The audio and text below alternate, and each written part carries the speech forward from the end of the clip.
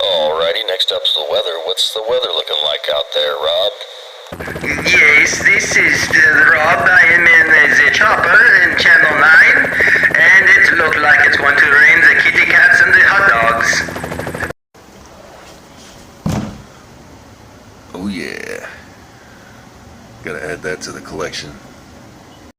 Here we go.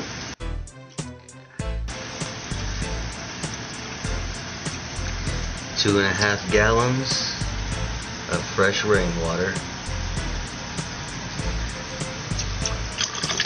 in the tub.